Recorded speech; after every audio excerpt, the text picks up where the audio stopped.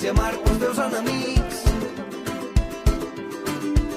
Ets la forta tempesta d'abril, el sol que esclata les flors, un oasi amarg pels teus enemics, l'espurna que brilla a la nit. Seràs aquella que vas voler ser, seràs la tres voltes rebel.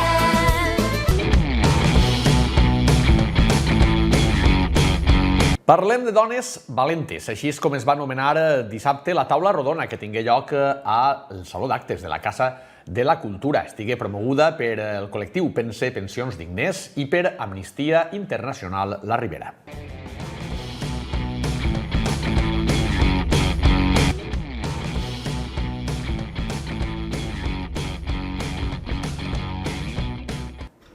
Sota el títol Parlem de dones valentes, el col·lectiu Pense Pensions Dignes, junt amb Amnistia Internacional de la Ribera, va oferir divendres passat una xerrada a la Casa de la Cultura.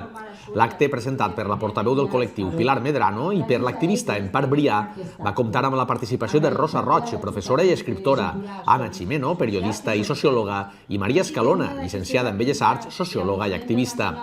En la presentació, Pilar Medrano va remarcar que l'objectiu del col·lectiu no sols és defensar unes pensions dignes, sinó també realitzar activitats culturals, socials i solidàries i continuar formant part de la societat d'una forma activa. El títol, Dones Valentes, fou, segons ella, una manera de retre homenatge a totes les dones, heroïnes anònimes, que tiren endavant tot i les dificultats que es presenta a la vida.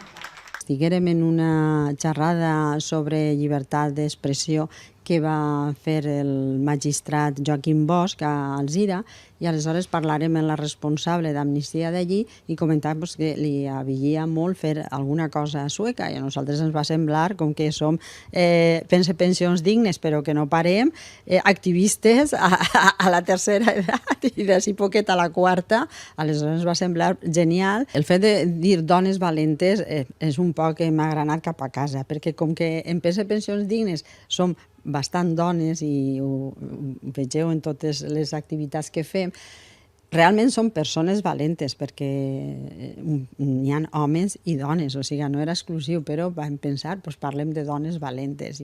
L'activista Empar Brià va explicar als presents la tasca d'Amnistia pels drets humans, així com la campanya global que du a terme en defensa de les persones valentes que estan amenaçades en diferents parts del món.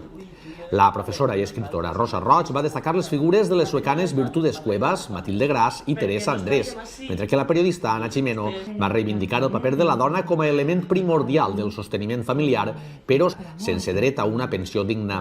Per acabar, Maria Escalona va relatar la seva experiència en els camps de refugiats de Grècia, fundadora de l'ONG Ballona Matata. Va compartir amb tots els assistents les seues vivències que li han permès transformar la por en amor.